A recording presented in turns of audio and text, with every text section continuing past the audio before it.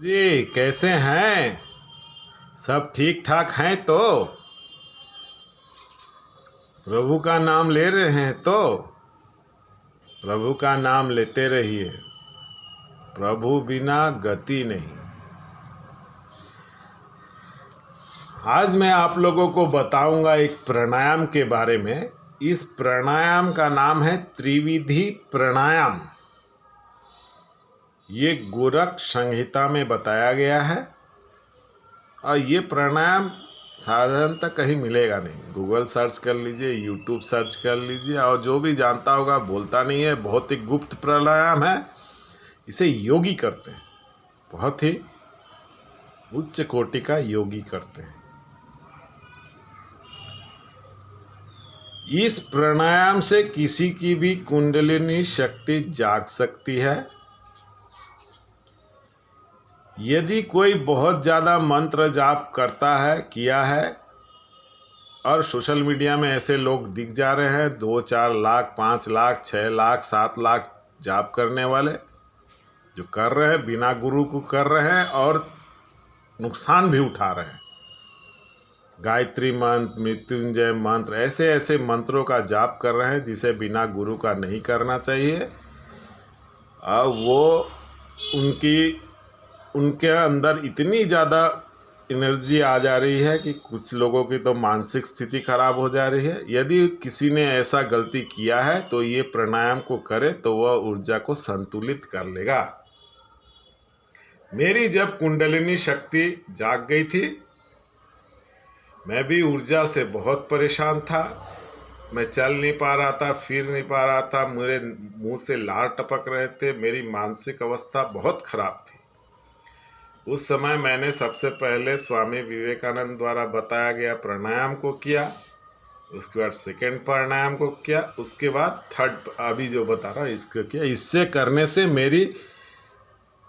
मेरे शरीर की जो एनर्जी थी वो संतुलित हो गई। अब मेरे को कोई भी दिक्कत नहीं होता, क्योंकि इसे मैं हर रोज़ दिन में 3 बार करता हूँ। आइए आप समझते हैं इसे करना कैसे। इसे वैसे ही करना है जैसे मैंने स्वामी विवेकानंद द्वारा बताए गए प्राणायाम के बारे में बताया था। इसमें जो स्वामी विवेकानंद का प्राणायाम बताया था उसमें पहला स्टेप, सेकेंड स्टेप को करना है। खाली अंतर है थर्ड स्टेप में। थर्ड स्टेप में कुंभक, रेचक,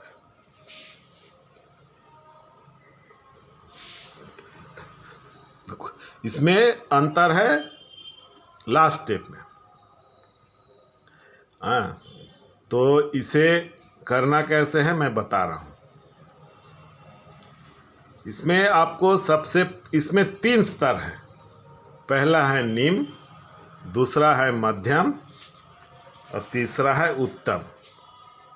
तो निम्न को पहले 3 महीने कर लेना है और उसमें एकदम साफ हो जाना है, क्लियर हो जाना है। जब ये स्मूथली हो तो सेकेंड स्टेप में जाइएगा, और सेकेंड स्टेप मध्यम वो साफ हो जाइएगा, तब थर्ड स्टेप में जाइएगा।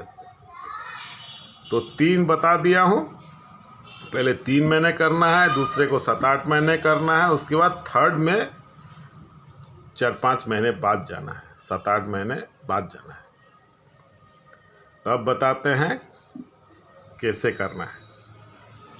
सबसे पहले आप अंगूठे को दाहिना नासिका में दबा के बाएं नासिका से श्वास लेना है और 12 काउंट करने तक श्वास को लेना है। फिर श्वास रोक देना है। 16 काउंट करने तक श्वास को रोकना है। उसके बाद श्वास को दाएं नासिका से छोड़ना है। बाएं नासिका में अंगुली को दबा देना, दबा के दाएं नासिका से छोड़ना है और 10 काउंट करने तक छोड़ना है। फिर दाएं नासिका से श्वास लेना है, 12 काउंट करने तक श्वास लेना है, श्वास को रोकना है, 16 काउंट करने तक श्वास को रोकना है। फिर बाएं नासिका से 12 काउंट करने तक श्वास को छोड़ना है। ये हो गया निम्न। इसे जब करेंगे तो शरीर में बहुत पसीना आएगा, शरीर में बदबू आएगा, क्योंकि शरीर के मैल सब साफ होते हैं। हमने जो पाप किए हैं ना पिछले जन्म के, वो सब साफ होते हैं। ये होना ही होना है। पसीना आएगा, इसमें कुछ डरना नहीं है। अब निम्न की बात हो गई, अब मध्यम में चलते हैं। मध्यम में उसी तरह अंगूठे को दाएं नासिका में दबाना है। बाएं नासिका से 24 काउंट करने तक श्वास को लेना है, फिर श्वास को रोक देना है। 32 काउंट करने तक श्वास को रोकना है, फिर दाएं नासिका से श्वास को छोड़ना है और 20 काउंट करने तक श्वास को छोड़ना है। फिर दाएं नासिका से श्वास लेना है, 24 काउंट करने तक श्वास को लेना है, श्वास को रोक देना है।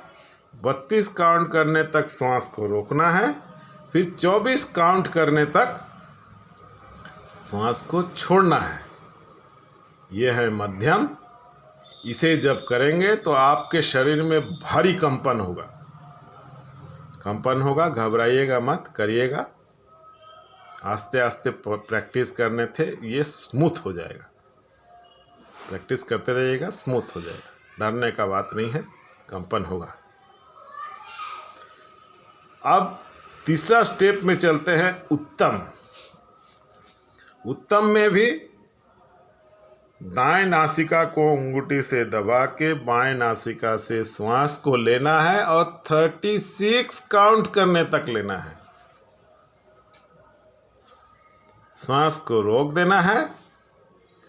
64 काउंट करने तक श्वास को रोक देना है, फिर दाएं नासिका से श्वास को छोड़ना है और 40 काउंट करने तक छोड़ना है। काफ़ी टफ है, लेकिन प्रैक्टिस पहला और दूसरा को आप कम से कम 7-8 महीने प्रैक्टिस करेंगे तो कर लेंगे।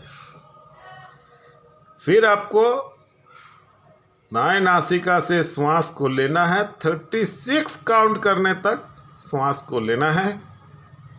64 काउंट करने तक श्वास को रोकना है और फिर 36 काउंट करने तक श्वास को छोड़ना है बाएं नाक से।